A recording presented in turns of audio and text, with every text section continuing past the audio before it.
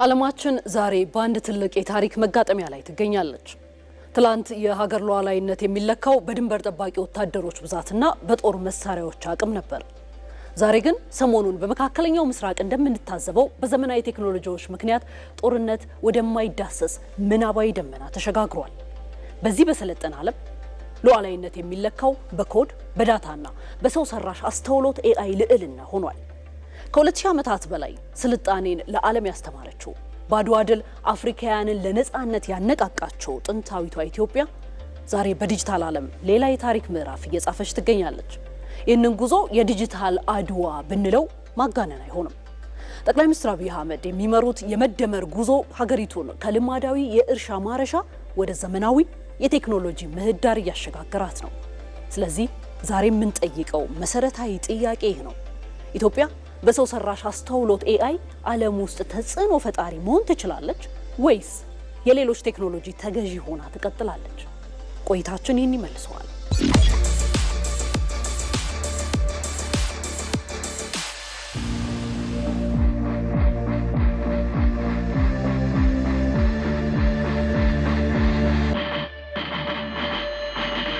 ዓለም በአራተኛው የኢንዱስትሪ አብዮት ማዕበል ውስጥ ትገኛለች።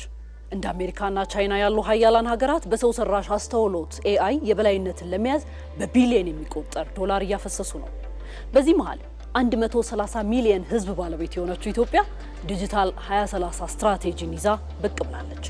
ይህ ስትራቴጂ ተራ የቴክኖሎጂ ሽግግር ብቻ ሳይሆን ኢትዮጵያን የዘመናት የብልጽግና ናፍቆት በዘመናዊ ዕውቀት የመመለስ ስትራቴጂካዊ እርምጃ ነው። ጠቅላይ ሚኒስትር አብይ አህመድ በተደጋጋሚ እንደሚሉት መደመር ማለት ያለውን አቅም ማቀናጀትና አዲስ እሴትን መፍጠር ነው። AI ደግሞ ይህንን አቅም ለማቀናጀት ትልቁ መሳሪያ ነው። ዛሬ ኢትዮጵያ ቴክኖሎጂን እንደ ቅንጦት ሳይሆን እንደ ህልውና ጉዳዩ ወስደዋለች። ለመሆኑ ባለፉት ዓመታት ኢትዮጵያ በቴክኖሎጂው ዘርፍ የት ነበረች? ወደ ኋላ መለስ ስንበል ኢትዮጵያ የቴክኖሎጂ ተጠቃሚ እንጂ ፈጣሪ አልነበረችም። አብዛኞቹ መንግስታዊ አሰራሮች በወረቀትና በቢሮክራሲ የተተበተቡ በሙስናም የተጋለጡ እንደነበሩ የማይካድ ሀቅ ነው። ነገር ግን ከ8 ዓመታት በፊት መጋቢት 2010 ዓ.ም የመጣው ሀገራዊ ለውጥ ለቴክኖሎጂው ዘርፍ አዲስ ትንሣኤ ሆነ። ቀደም ሲል በአብዛኛው ኢትዮጵያዊ ዘንድ እምብዛም የማይታወቀው ሰው ሰራሽ አስተውሎት ራሱን ችሎ በመንግስት እውቅና ማግኘት የፈጀበት ጊዜ 2 ዓመት ብቻ ነው። በ2012 ዓ.ም ዓለም በኮቪድ-19 ወረርሽኝ ስጋት ተወጥራ በነበረችበት በዛን ወቅት ኢትዮጵያ የወደፊቱን አሻግራ በማየት የራሷን የሰው ሰራሽ አስተውሎት ኢንስቲትዩት መሰረተች። የኢንስቲትዩቱ ዓላማም ግልጽ ነበር፣ ሀገር በቀል መፍትሄዎችን ማፍለቅ መቻል። በዚህም ባለፉት 4 ዓመታት ብቻ ኢንስቲትዩቱ የውጭ ኩባንያዎችን ጥገኝነት የሚቀንሱና በቢሊዮን የሚቆጠሩ የውጭ ምንዛሪ የሚያድኑ ፕሮጀክቶችን መተግበር ችሏል።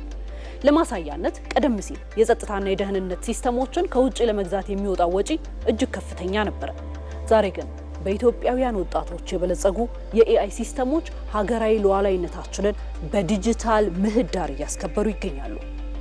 ይህ የመደመር ውጤት ነው። አሁን ወደ ዋናው ነጥብ እንምጣ። ኢትዮጵያ ለምን በአፍሪካ የመጀመሪያውን የAI ዩኒቨርሲቲ ለመገንባት ወሰነች? ምላሹ ግልጽ ነው። አሁን ዓለም ከደረሰችበት ስልጣኔ አንጻር ዕውቀቱ ከሌለን ቴክኖሎጂው ባሪያ ያደርገናል። ይህ ዩኒቨርሲቲ የኢትዮጵያ የጥበብ ማማ እንደሚሆንም ይታመናል። ለዚህ ስኬት ይረዳት ዘንድም ኢትዮጵያ በሰው ሀብት ልማት ላይ በርካታ ስራዎችን እየከወነች ነው። በየዓመቱ በሺዎች የሚቆጠሩ የቴክኖሎጂ ምሁራንን የማፍራት ጉዞም ተጀምሯል። የ5 ሚሊዮን ኮደሮች ኢኒሺዬቲቭ ትልቁ ዓላማም ወጣቱን የነገው ዓለም ተቀጣሪ ሳይሆን የነገው ዓለም ፈጣሪ ማድረግ ነው። የሰው ሰራሽ አስተውሎት አበርክቶ በኢኮኖሚ መዋቅራዊ ሽግግር ውስጥ በቀላሉ የሚገመትም አይደለም። በግብርናው ምርትና ምርታማነትን በጉልህ ይጨምራል። በጤናው ካላችሁ ውስብስብ ምርመራዎችን በጥራትና በፍጥነት በመተንተን የዜጎችን ሕይወት ይታደጋል። በአገልግሎት አሰጣጥ ደግሞ እንግልትን በማስቀረትና ቅልጥፍናን በመጨመር የሰውን ልጅ ክብር ያረጋግጣል። ከሁሉም በላይ AI የሀገራት ዲጂታል ሉዓላዊነት መገለጫ ሆኗል። ዳታ የዘመናችን ነዳጅ ነው። ይህ እሳቤን የተቀበለችው ኢትዮጵያ መረጃዎችን በውጭ ኩባንያዎች እጅ ከወደቁ ሉዓላዊነቱ አደጋ ላይ እንደሚሆን ትረዳለች። ስለዚህም የAI ኢንስቲትዩት የኢትዮጵያን ዳታ በሀገር ውስጥ የመረጃ ቋት እንዲጠበቅ በማድረግ የዲጂታል አጥራችንን እያጠናከረ ነው። የኢትዮጵያ የዲጂታል ኢኮኖሚ በ4 ዓመታት ውስጥ ከጠቅላላ ሀገራዊ ምርት GDP ትልቅ ድርሻ እንዲኖረውም ታቅዷል። እስካሁን በኢንስቲትዩቱ አማካኝነት ከ15 በላይ ትልልቅ ፕሮጀክቶች ተጠናቀው ለአገልግሎት በቅተዋል። ኢትዮጵያ በአፍሪካ ውስጥ በኤአይ ዝግጁነት ወይም ኤአይ ሬዲነስ ከቀዳሚዎቹ 5 ሀገራት ተርታ ተሰልፋለች። ይህ ዝም ብሎ የመጣ ሳይሆን መንግስት ለዘርፉ በሰጠው ከፍተኛ ትኩረትና ድጋፍ ነው። የኤአይ ዩኒቨርሲቲው ሲጠናቀቅ ደግሞ ኢትዮጵያ የአፍሪካ የቴክኖሎጂ ማዕከል ቴክ ሀብ እንደምትሆን ይጠበቃል። በአጠቃላይ የኢትዮጵያ የኤአይ ጉዞ ተራ የቴክኖሎጂ ፉክክር አይደለም። የዜጎችን ሰብአዊ ክብር የማረጋገጥ ድህነትን በእውቀት የማሸነፍና ሀገራዊ ሉዓላዊነትን የማጽናት ጉዞ ነው። ዛሬ በሰው ሰራሽ አስተውሎት ኢንስቲትዩት የተዘራው የቴክኖሎጂ ዘር ነገ በሚሊዮኖች ህይወት ውስጥ ብልጽግና ሆኖ ይነሳል።